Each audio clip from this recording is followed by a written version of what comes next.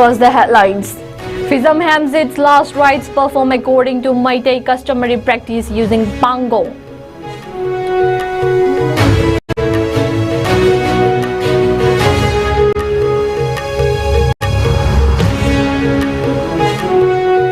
Kukizo community urges for Supreme Court monitored investigation into the alleged extrajudicial killings of 3 Ma youths in Kasar.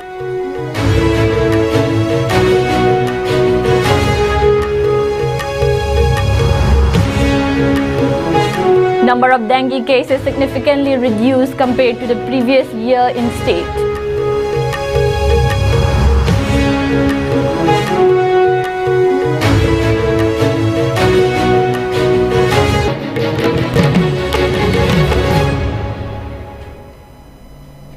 Hello, this is Nishita Iringbom and you're watching ISCOM news for this hour. Now let's see the news in details.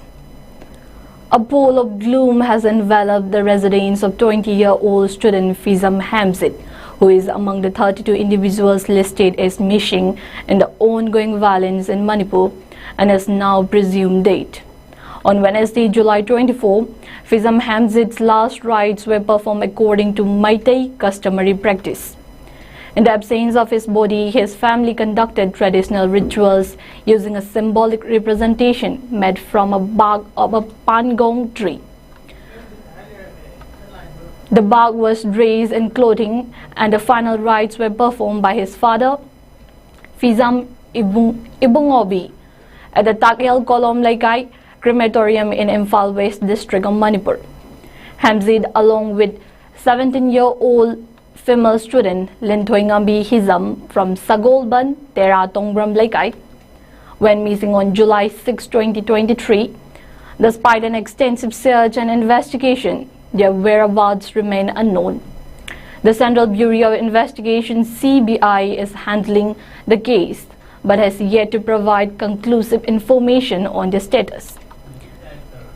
CCTV footage obtained by Manipur police showed the 2 students riding a KTM bike towards Khaupum via Lamdan in Churachandpur district of Manipur, an area severely affected by the ongoing communal strife between the Kuki and Meitei communities. Despite this lead, authorities have been unable to locate them. The CBI, after taking over the case, has filed charge sheets against 5 individuals arrested in connection with the abduction and presumed murder of the 2 Meitei students. However, the investigation continues as the families and community await justice and closure.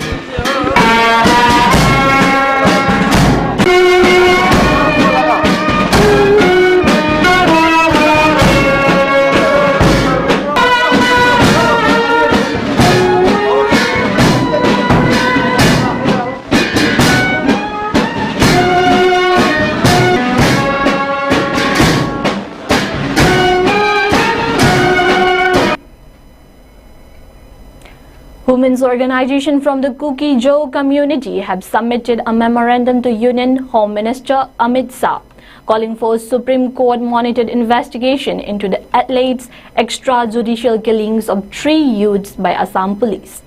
The Kuki Women Organization for Human Rights and Ma Human Association jointly penned a memorandum detailing their concerns about the deaths of Lalung Gawi Mar, Lal Biklin Mar, and K. Joshua Lal Rinsang in Kasar district of Assam. Rebecca Ma, president of Mar Women Association, stated that they are completely shocked by the appalling facts that have come to light during our inquiry. The memorandum alleges gross violations of human rights and fundamental protections guaranteed by the Constitution.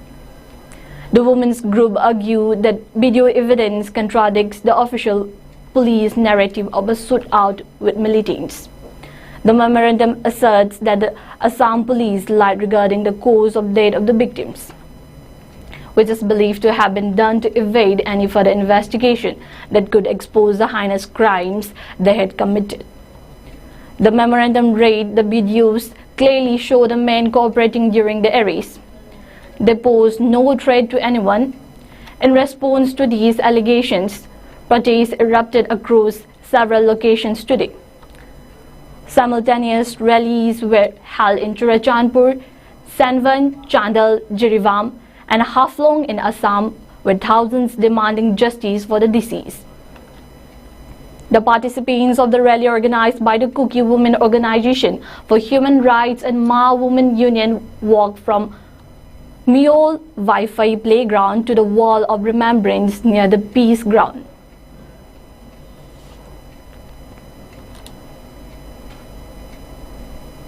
The number of dengue cases has significantly reduced compared to the previous year. According to a report from the Health Department, the state has confirmed 81 dengue cases this year, while last year the number was 2,548. Recalling the high prevalence of dengue last year, Health Minister Dr. Sapam Ranjan stressed the necessity of collective effort to combat the disease. Speaking at a media briefing at the conference hall of the Directorate of Health Service on July 23, Dr. Ranjan informed that the state has confirmed 81 dengue cases this year. Among these, 29 cases are from Imphal West, 20 from Imphal East, 13 from Thoubal, 9 from Bishnupur, 5 from Kakching, 3 from Chandal, and 1 from Kangpokpi district. Due to the overwhelming number of dengue cases last year, the Health Department has taken all possible measures to control the outbreak. But public support and participation are also essential. In the last decade, dengue outbreaks have reached peripheral areas, affecting not only Manipur but other states as well, he added. Cautioning against taking the problem of dengue lightly, he noted that such cases were usually reported during the monsoon season, but are now being detected throughout the year. Experts have pointed out urbanization and population growth as the main factors for the rising dengue cases.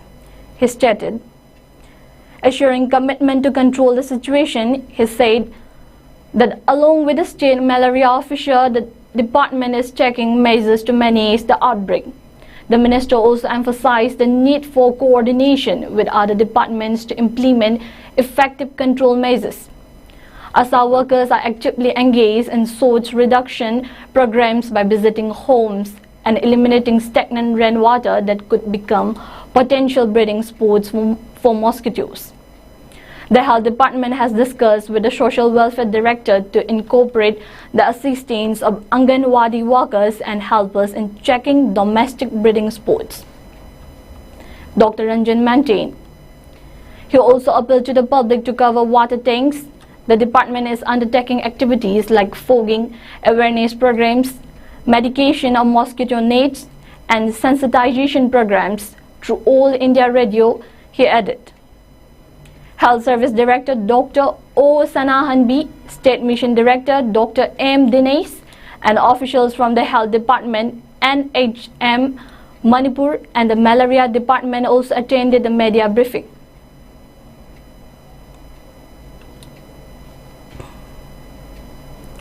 Governor Anusha Uke yesterday directed the authority of the Dhanamandjuri University, DMU, to constitute an inquiry committee and to investigate the process of the gross irregularities and manipulations in the recruitment of teaching staff. The governor's directive was in response to the 6 student bodies, including the MSF, DESAM, KSA, SUK, and AIMS, demanding the constitution of an inquiry committee for a swift investigation into the matter. In this regard, the governor yesterday convened a meeting with the Vice Chancellor of DM University, H. Gyan Prakash, and Registrar of DMU, Dr. Nivedita Laren Lakpam, this evening at Raj Bhavan in Imphal, and discussed the issue arising out of non-declaration of results of recruitment of assistant professors of botany and physics subject of the university.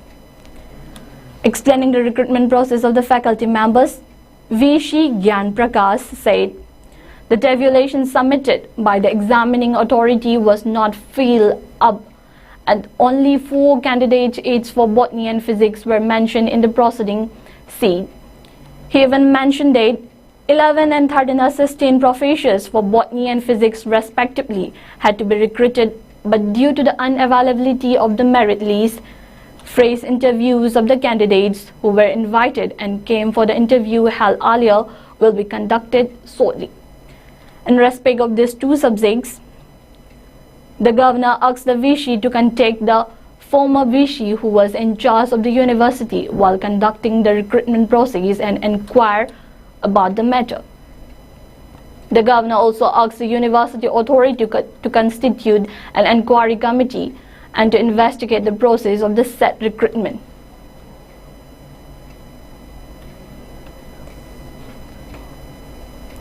The opposition Congress in Manipur criticized the BJP-led government at the center, alleging that it ignored the plight of the state, which not only suffered a major flood but also bore the brunt of ethnic violence in the union budget. State Congress President K. Megachandra alleged that there was a partition approach in the budget. There was a partiality in the budget. The entire Northeast was not taken care of. Manipur was once again neglected. While flood-hit Assam was mentioned, Manipur, which witnessed a catastrophic hailstorm and 2 of the worst floods in more than 20 years, was not, he said. Not providing any aid to more than 60,000 displaced people is also a setback. We are very much disappointed, he said. Meanwhile, Chief Minister N. Biren Singh congratulated Prime Minister Narendra Modi and said the budget charts a pathway to solidify India's position among the top 3 largest economies in the world. With a strong focus on employment, skilling, MSMEs and the middle class, the Union Budget 2024-2025 will propel India's growth momentum to even greater heights, he said in a post on X. More than 100 branches of India Post Payment Bank will be set up in the Northeast region as laid down in the Budget 2024-25. This accessible, affordable and reliable banks will allow any person in a village to easily avail banking facilities. He thanked Prime Minister Narendra Modi for this initiative to transform the Northeast through self-reliance and economic empowerment. The state BJP said the budget was dedicated to the holistic and inclusive development of all citizens. In a statement, State BJP spokesperson M. Asni Kumar said, they will employ a saturation approach to ensure all eligible individuals are covered by various programs, including those for education and health, to achieve comprehensive social justice. Masigi matang sidi akhoi gi state government se masina Manipur gi hujik leiriba situation sida akhoi na mayam se double engine government ne hainari bini parjana double engine government ni adegi state sta BJP government nam leraga center government sida package se phaktana porakani porakadabani ngamgadabani haina akhoi khalibni ba adubu masigi budget khaktan natana violence su solution tawngamde budget tasu Manipur gi asu wana Pithibi Pumba Masida Laiba Mayamse Masida Muna condemn Tauriba Pose Manipur gi Asigi remedies Kara measures Kara Karim Panda reflect with them say Masi Mapam Zida Ahoigi double engine gi Makada Laiba Langak Amalai Habitu Kanabasi Pangdi Haina Lowi Loidana Masiki economy survey Ngahan Ngarang Thamgi Basi Masidasu 2023-24 economy survey gi Ngarang Thamgi Basidasu Masina Sakot Pagi Mami Ure Haidana Thami Aduga Aikoina Masigi contradiction se Masidi economy report 2023-24 Mari Laina 2024-25 ki budget Masida Uri Basi Moina Uliba reflect Tauriba GDP Masigi Mayamsi Sum Hena India Hasi Chilakpa Awaba Adi Mayam Ulli. A driving test is mandatory before the issue of a permanent smart card driving license in Manipur. In this regard, the Directorate of Transport, Government of Manipur has issued a notification signed by Nivedita Laren Lakpam, Director of Transport, on Tuesday. The intending persons or applicants can apply for training at the Institute of Drivers Training and Research Center IDRC, Top Dussehra in Imphal East District in respect to 4 Valley District, Imphal East, Imphal West, Bishnupur and Thoubal on the normal working days. Besides, there shall also be mandatory driving tests conducted at a suitable place arranged by the respective Department of Transports before the issue of a permanent driving license with immediate effect. The department will provide a slot for the driving test to the intending candidates who apply for a driving license for all 2-wheelers, 3-wheelers, 4-wheelers, LMV and all types of heavy vehicles.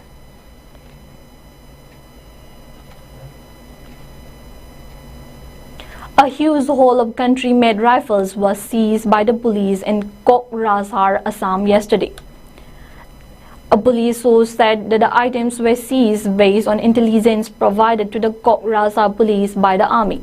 Based on the input, the police launched a probe and reached the Dakshin Galajoda area in Kokrajhar. During this operation, they found around 11 firearms hidden. The guns were immediately seized and handed over to the concerned police team for further investigation. However, it was not known who these rifles belonged to. Also, the source said that the police team only recovered the rifles and no ammunition.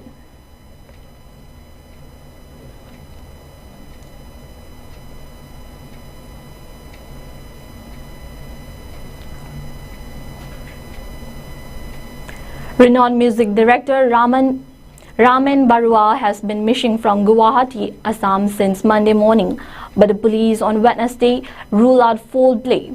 His disappearance has sparked a massive search operation in the city. The last confirmed sighting of Baruas was near the Brahmaputra River, prompting the police to suspect a possible drowning. Guwahati Police Commissioner Diganta Bara on Wednesday, speaking to the media, stated that initial investigations suggest personal and family troubles might have influenced Barua's state of mind prior to his disappearance. He, however, stated that there was no evidence of foul play and the police were focusing their efforts on tracing him. It is feared that he might have chosen the extreme step of jumping into Brahmaputra River. The State Disasters Response Force SDRF has been deployed for the search and rescue operation, while Barua's family, including his daughter, is cooperating with the investigation. Assam Chief Minister Himanta Biswa Sarma has expressed deep concern over the incident and has directed the police to utilize all available resources for the search. Despite the involvement of police and volunteers, including renowned singer Juvin Garg, Barua remains missing.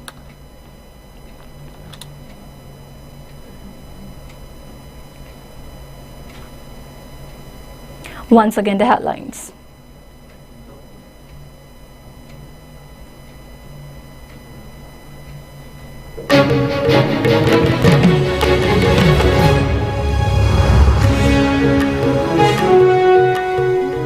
Fizam Hamzid's last rites performed according to Meitei customary practice using Pango.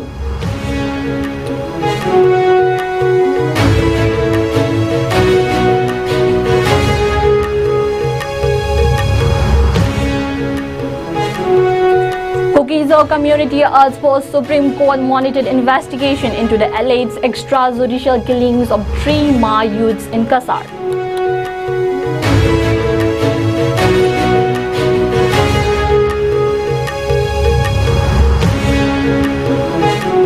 Number of dengue cases significantly reduced compared to the previous year in state.